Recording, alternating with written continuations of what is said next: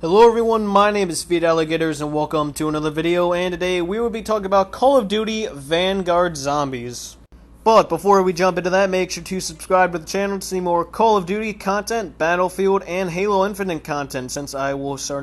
be starting to cover more of those type of things instead of just only sticking to Call of Duty Black Ops Cold War and its Zombies mode.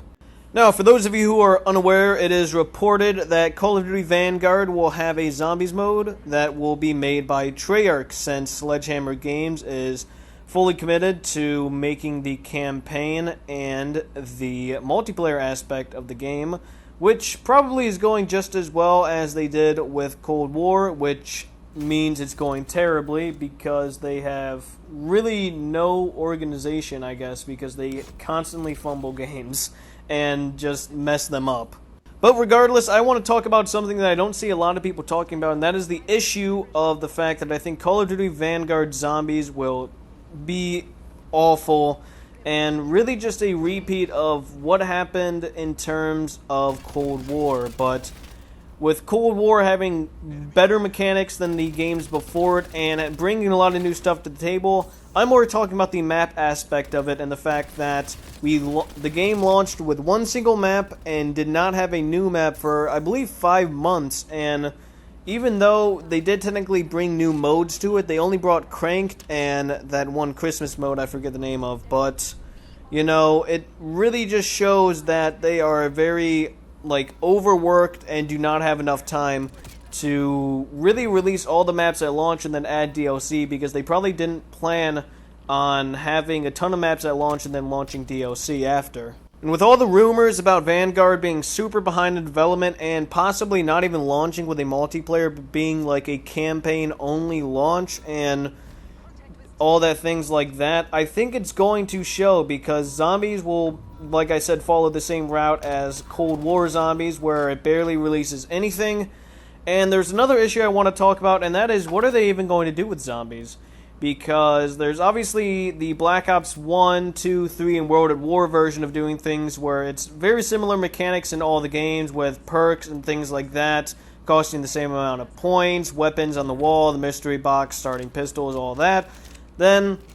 World War II had slightly different mechanics, but it was more or less the same thing as the games before it. And then Cold War came in and changed a lot of the mechanics and made things new and fresh. And I have a feeling that because this is made by Sledgehammer and they don't have a lot of time, it might just be a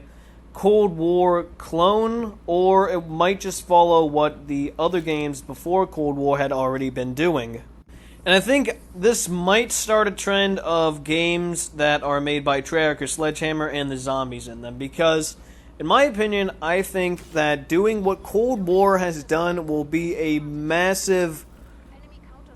step in the wrong direction, because we have to understand that even though technically there's only 4 maps in Cold War, I thought there was rumored to be possibly another DLC and things like that. And if they add a sort of competitor to Cold War Zombies, then it'll be the same thing as the fact that a lot of people play Modern Warfare and will only stick to Modern Warfare, and a lot of people will play Cold War and only stick to Cold War. So if you add Vanguard in the mix, it's just a recipe for disaster, because regardless of how you make it, there is going to be people who stick to Modern Warfare and people who stick to Cold War just because of how it is. And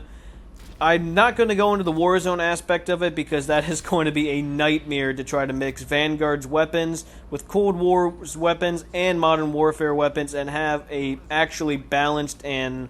playable game.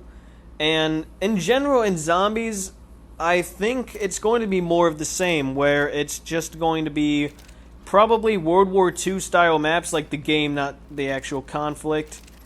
Like Call of Duty World War II maps, but with Cold War mechanics, or possibly with the older COD mechanics.